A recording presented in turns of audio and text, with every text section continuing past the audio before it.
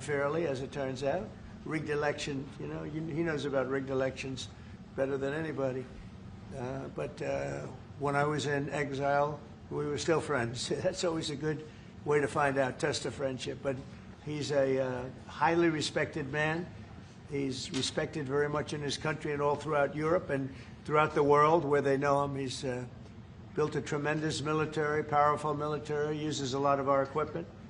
And it's an honor to have him at the White House. We're going to have a lunch together. We're going to have a discussion, big discussion. We do a lot of trade with Turkey, and we're going to continue. We're going to do some additional trade. They want to buy F-16s, F-35s, and some other things, and we're going to talk to them about that. And we're just going to have, I think, a very interesting couple of hours. We're going to get a lot done. But I have great respect for this man, and we've had a very good relationship for a long time. If you remember, he led Pastor Brunson. He freed Pastor Brunson. Pastor Brunson was put in jail for 35 years before I got there. This was a group that should have stopped it. And the president, after I called him, released him, which was a great thing for our Christian community, our evangelical community. The evangelicals really wanted that. It was very important to him, so I always remembered that. But he released him from 35 years in prison. And Pastor Brunson now is healthy, happy, and well. And we're very happy about that. But it's a great honor to have the president of Turkey with us. And how are you? Fine. Say a few words. And you? Great guy. Öncelikle bu ziyaretimizi Birleşmiş Milletler Genel Kurulu'yla iç içe olan bir dönemde gerçekleştirdiğimizden dolayı arkadaşlarımla beraber çok mutluyuz.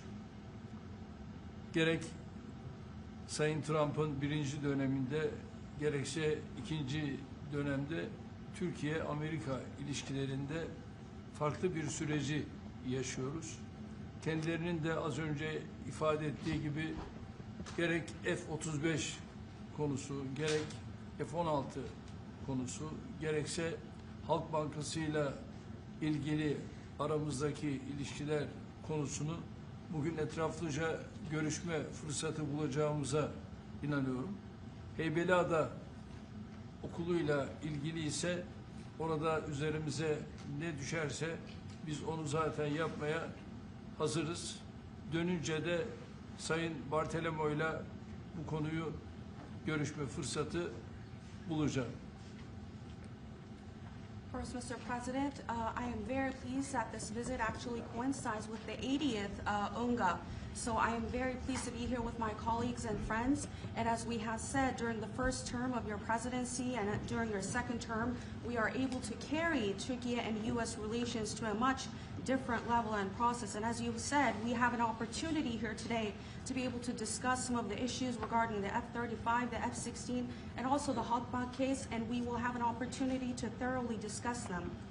And based on what you have mentioned regarding the Heybeliada school, we are ready to do whatever we can that falls on our part, and I will, when I get back, try to discuss this issue with the esteemed Mr. Bartolomos to discuss how we can move forward on that. Okay, very good. I would like to be able to do that. The Greek Orthodox Church was here, and they would really like to have some help. They need some help, and I said I'd mention it. We appreciate it. So this is a tough man. This is a guy who's highly opinionated. Usually I don't like opinionated people, but I always like this one. But he's a tough one, and he does an amazing job in his country. And we've had tremendous relationships, both having to do with war and having to do with trade. And I guess today we're talking about both. I'd like to have him stop buying any oil from Russia while Russia continues this rampage against Ukraine. And they've been fighting. They've lost millions of lives already. And for what? For what? It's disgraceful. And I said yesterday, let it keep going because their economy is absolutely terrible right now. And I think it's a shame that they're doing that, killing a lot of people unnecessarily.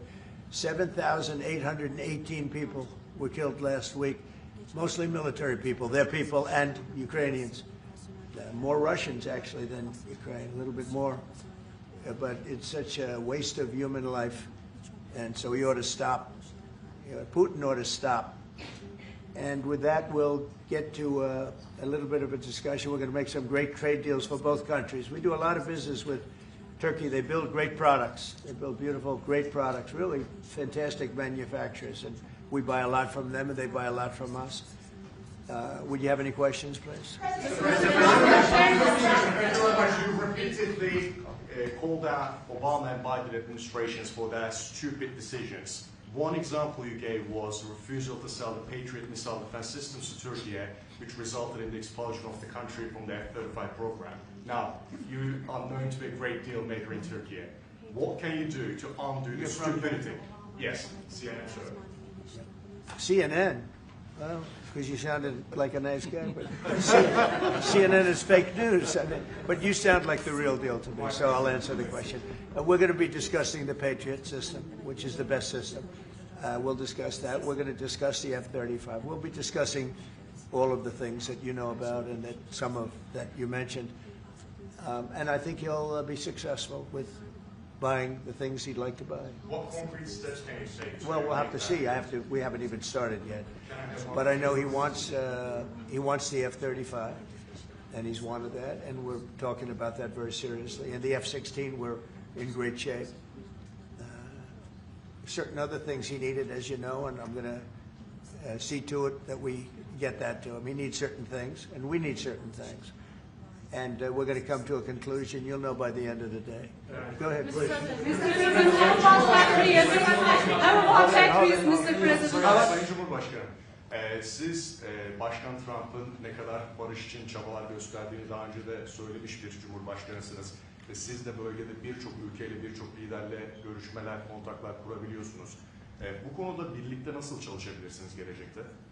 Buna inandığım için zaten bunları söylüyorum. Birlikte el ele bölgedeki bu sıkıntıları aşacağımıza da inanıyorum. Mr. President, on tariffs, When are you planning Because to I haven't learned this language yet. Yes. What did he say? The gentleman was asking, Mr. President, you have referred to President Trump's peace efforts, and you have also contact with many leaders in the region. And what do you think that you can do about this? And Mr. President has said that, yes, I believe in the peace efforts that President Trump is leading, and together we will be able to overcome the challenges in the region. I think it's true. He's got tremendous influence in the region. Yeah, please. Mr. President, when are you planning to lift sanctions against Turkey? Against sanctions against Turkey? Yes. Could be very soon. Mr. If we have a President, good meeting, almost immediately. President Erdogan is removing tariffs on U.S. goods, and what impact it would be in U.S. production? Where are you from? Turkey. I see. We have a lot of people from Turkey here. That's We are good. Because I like the residents questions here. very much, actually. They're very nice questions.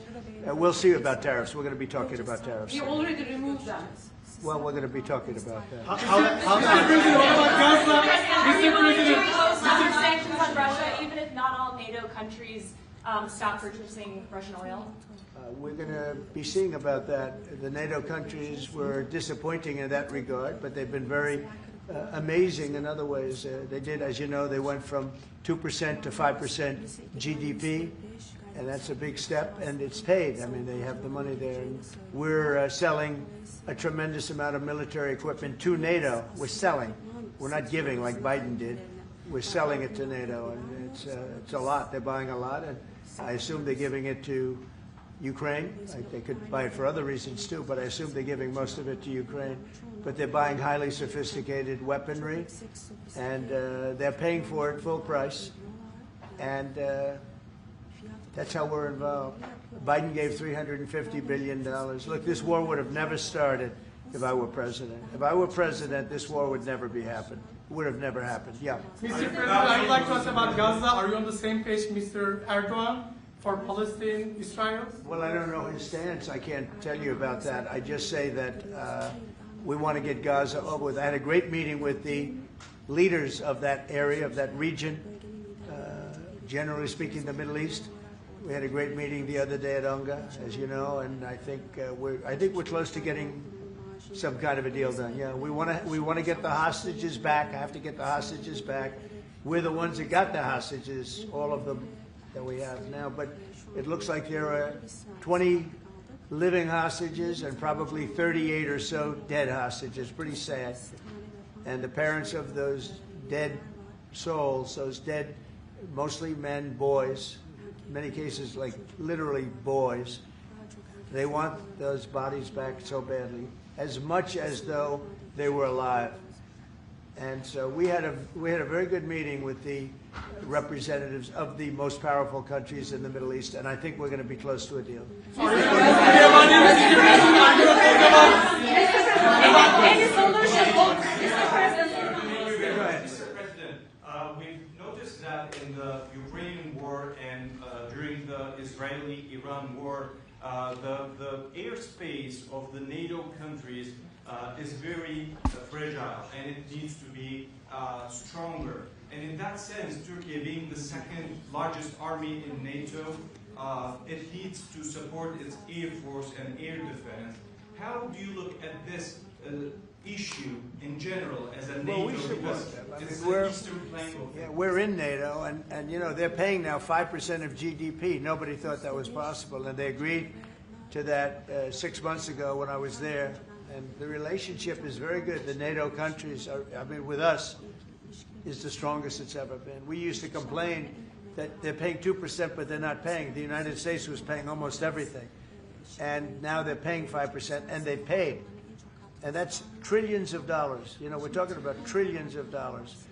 And they're spending that, giving that money to us, and we are giving them great defensive, you know, the Patriots and all of the different javelins, all the different missile systems and everything else that they want. But it's, you know, it's trillions of dollars. So we appreciate that they did that. So they went from 2% to 5% of GDP, and that was something that nobody even would bring up. Biden should have brought it up a long time ago, because under Biden, we paid $350 billion, and all it did is make things worse. So we'll see how it goes. F-35s to Turkey, fighter jets, F-35s. Yeah, we're talking about the fighter jets for Turkey. Yes, we are. Are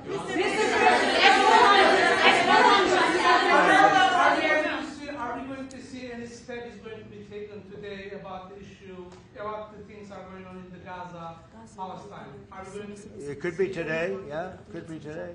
We have a very strong dialogue going on with Saudi Arabia, with, I would say, you have 4 or 5 real leaders that are